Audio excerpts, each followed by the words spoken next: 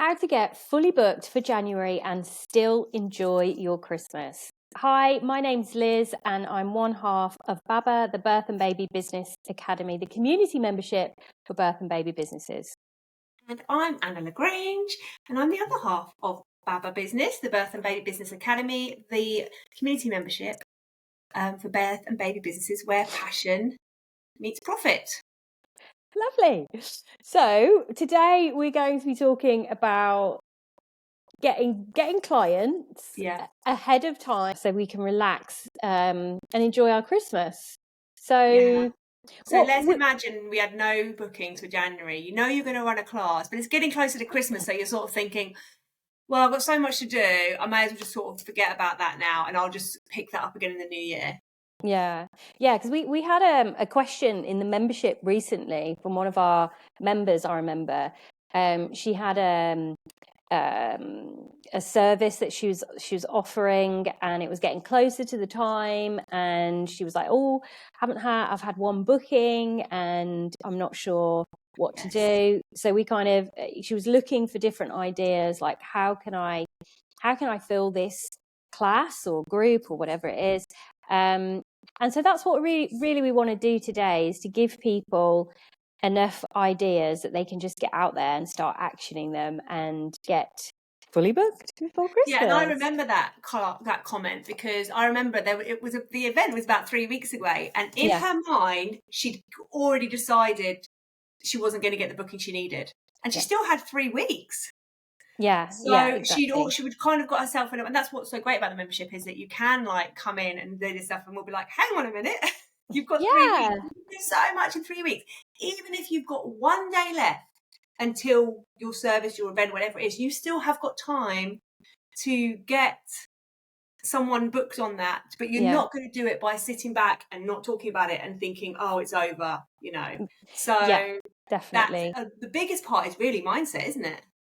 That is one of the biggest things, definitely. If you are sat there thinking, oh, nobody's going to book on my course or my class or whatever it is that you're offering in your birth or baby business, then the likelihood is that no one is going to. Like, you're going to be giving out that energy. You're unlikely to be taking action because you're going to be feeling like, oh, I'll just accept, like, it's done. I've definitely done that in the past, and yeah, definitely. But the thing is, if you really want those bookings, you can go out there and at least try everything to see if you can actually fill that group or course or class or whatever it is. So let's talk about some of the things that we would suggest that people do. So something that I always do, and I think that everyone should do, is look through your past inquiries, like people who inquired but never booked,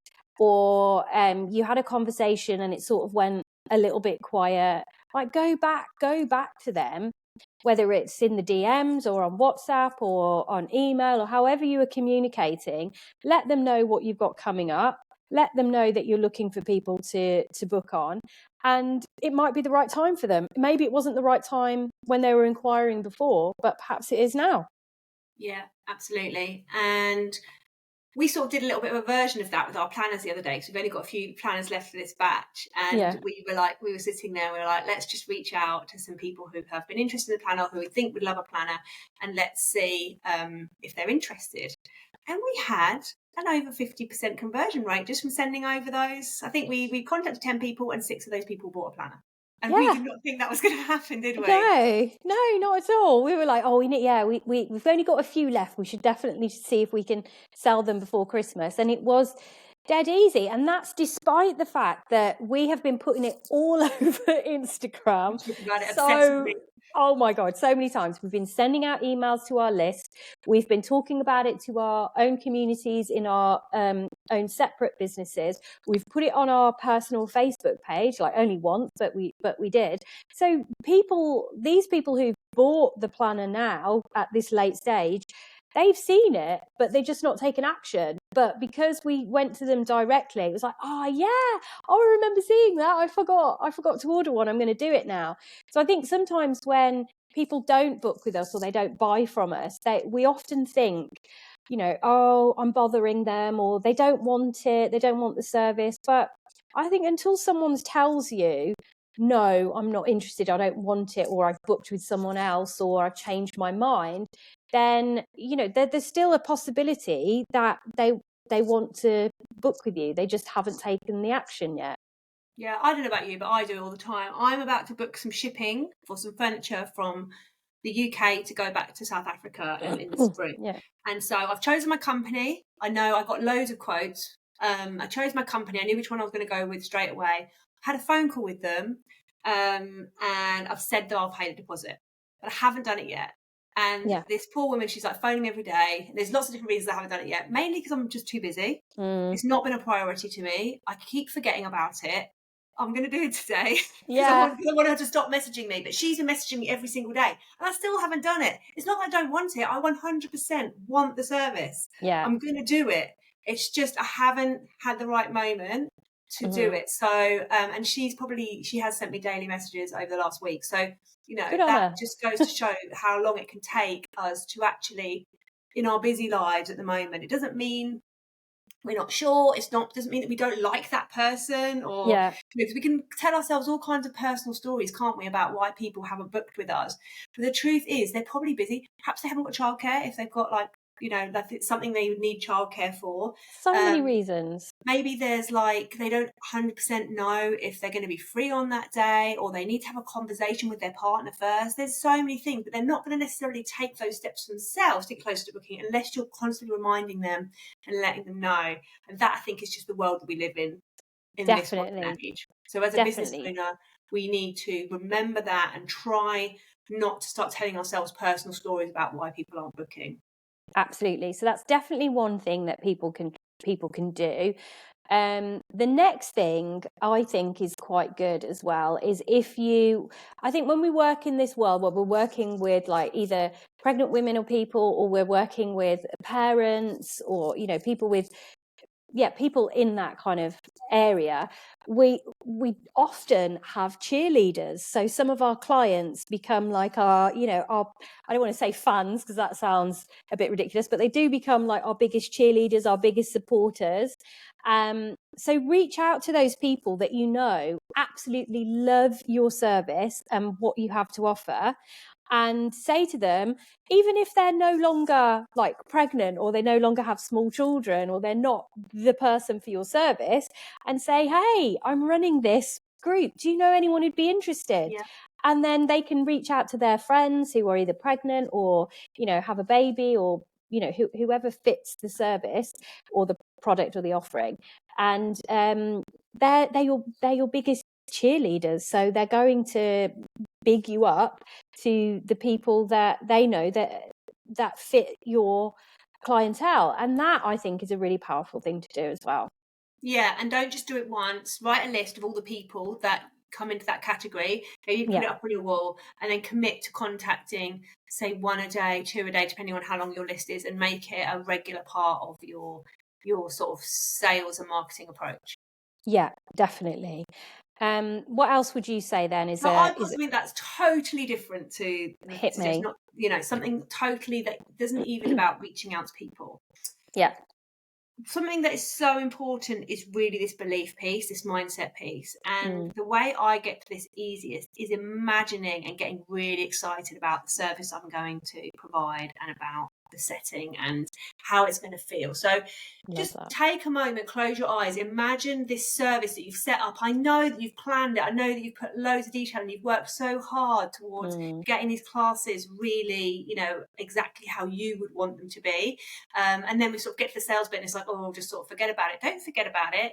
You have put so much time, effort, love, just so much time and effort into this. So come back to that and really conjure it up. Imagine it. Imagine how you're going to feel when you've got that, space full of all the clients that you're hoping to have there.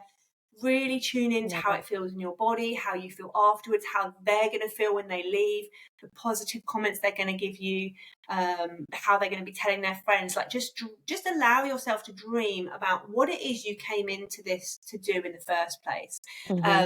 If you can, another really powerful thing can be to write about it. So what I do, which is quite powerful, is write a journal piece, like as if it's that day or the end of that day, and really write about how it went, how you felt, how everyone had a really good time. It is so powerful. I don't even know how to describe it. It's such a powerful thing. It's even shown in science that we're more likely to reach our goals if we do this future self. It's called future self journaling or future self narrative writing. It really, really, really does work. And the nice thing about doing that as well, and if you can do it every morning before you start work on your business, the more you do that, the more you sort of get internally obsessed with what you're offering, not obsessed with, the outside, the contacts you're getting or the bookings. That's going to come across. It's going to come across in your marketing. It's going to come across when you reach out to people. Your excitement and enthusiasm for it is going to be so infectious, and people are going to be more likely to book quicker. And you're going to be more likely to talk about it more often with people, and I promise you, it will turn into sales. Oh my gosh, I love that. That is definitely something that I think, people won't necessarily have thought of. Even like the hypnobirthing instructors and the mindful breastfeeding supporters, that will be right up their street. But often the things that we teach are the things that we need to do for ourselves. So I absolutely agree with that. And that really helps with something else that I was going to say. So I was going to say, go back to your social media and how you're promoting what you're offering on social media. Like, is the messaging right? What are you putting out there?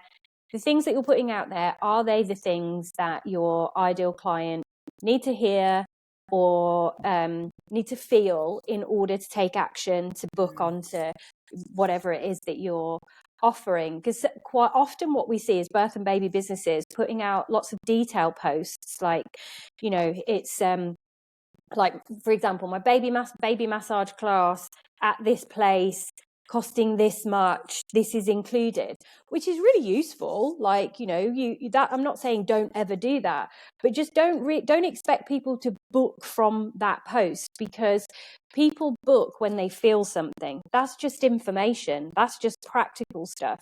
But if you can do a post, like if you're a baby massage instructor, if you can do a post about like how amazing it is to connect with your baby through touch, and how you can grow even closer, and how that bond, it can be so beautiful, and how you can connect with other mothers or parents who are in the same situation as you, and make friends for life. Like, these are the things that people need to hear and need to understand and need to feel before they sort of take that leap and actually make the booking. So I'd say that was another. That's so true. So the more you can conjure it up and imagine it and write about it yourself, the more easier it is. Do that for somebody else, and then they're going to be able to picture themselves there and think, oh, do you know what? That is just what me and my baby need, or that's just what me and my partner need as we're heading into this, this time of giving birth and preparing for birth and all that kind of stuff. So I think, you've got to paint that picture. And like you said, we want people to feel something, and they're not going to feel something unless we feel something. So we kind of got to get a bit emotional about our businesses and what we offer. Yeah, definitely. You've got to really step into the shoes of the person that you're selling to. And quite often, you were that person at one point. Not always, but often you were that person at one point. And so it's quite easy to remember like how you felt when you were in their position or when you were in their shoes. So yeah, that's definitely another good one. Have you got another one? I was just going to say, I think at the moment, we're going to do another podcast episode on this, but it can be really easy to get caught up in stories around money and at that pricing and things like that. And I really want to encourage people not to fall down that rabbit hole at the moment when they're setting up their services and pricing their services and selling their services. Even if somebody comes to you and says, oh, I can't afford it right now, it's not saying your service is too expensive. There's a bit more of a story behind that. They're not prioritizing it for some reason, or they don't believe it's going to help them enough. And that comes back to our messaging again, and letting people know what it's going to be like, let them know, and they obviously, we're not going to try and force them into our service. But the more we can share about what it's going to be like for them, the more they're going to be able to say whether that is for them or whether that isn't for them. We know lots of people spend plenty of money with their babies and around their babies and children and pregnancy. So really try not to get into that mindset around cost of living, being Christmas, all that kind of stuff. It's a really slippery slope to go down, and it's actually really infectious as well. And I find that when one business owner might start talking about it, then everyone else sort of kind of gets into that mindset. That's not to say there isn't a place for, affordable services and having things that, at different affordability levels and things like that. Not saying that's not true, but I think just really what's your mindset around the stories that you're telling yourself about why it might be hard to get bookings or why you're not getting bookings. Definitely. And I think just what you were saying then made me remember something that you and I have heard said this week, because we were at a sales and strategy day, and one of the speakers said that we have to make sure that people understand that what we're selling is a must-have, not a nice-to-have. And so sometimes I think, like birth and baby businesses, we can kind of, can sell ourselves as being a little bit fluffy. And, let's just really get down to the nitty gritty about the transformation that people can have by coming to your classes, courses, services, buying your products, whatever it is, and the difference that can really make in their lives, which is a must have, not a nice to have, So really, really getting into that mindset, I think is important. Another thing, which is an easy thing, which I think people forget to do sometimes, is let's say you've got one booking, and it's a course or a set of classes or something. That's brilliant, by the way. One booking is brilliant, but why not say to that person, hey, do you know anyone who would want to come on to my classes? And if you get anyone to come and join you, I'll give you a class for free, or I'll give it half price or something like that. Give them an incentive, because people who are pregnant or people who have babies or children know people who are in the same situation as them. So definitely doing that. If you have a group or a course that's about to come to an end, ask those people, like, do they know anyone who's looking for your service, or if appropriate, like, do they want to do another round of the same thing? Like sometimes, if it's relaxation classes for pregnancy, sometimes people just want to carry on and do it again. So that could be an avenue as well. Yeah, and I'd just love to finish up by saying, have you noticed that nothing we've really said here is about posting more and more on social media, although you should be posting on social media, but if that's where your ideal client is, definitely you should be putting your offerings on social media. But most of the actions to take to fill your in-person services are in-person actions. So really, when you're wanting to fill a class, a group, get a certain number of session bookings, it's going to be those in-person contacts and outreach, which we can kind of hide a bit behind social media sometimes, can't we? You're like, I'm just pushing out, but actually, and it can feel a bit icky and not icky, but scary, reaching out to people. It can feel quite vulnerable, I'm trying to say. But that's the stuff. And if, like the example I gave you about the planners, about us reaching out to 10 people privately the other day, it's the stuff that works. So that's the stuff we need to all be doing. Yeah, definitely. And one of the reasons why we created our freebie, which is a 30-day social media planner, is not because we're like, you must be all over social media. I mean, we want you to be on social media, but we want you to be doing the other things as well. Like Anna said, that, can have a really big, quick impact. Social media is often quite a slow burner, but the freebie that we've created, we've had such fantastic feedback from people saying that they've got the next few months completely mapped out in terms of social media. I mean, can you imagine that feeling of just having it sorted and not having to like spend hours every day like agonizing over it? So if you haven't got our 30-day social media planner, which is actually part of a bigger course which is coming soon, then please do head to the show notes and download it. And I think it will really help you to free up some time, get you off social media, and start making connections in other ways. Sounds good. We will see you next time. Yeah, bye.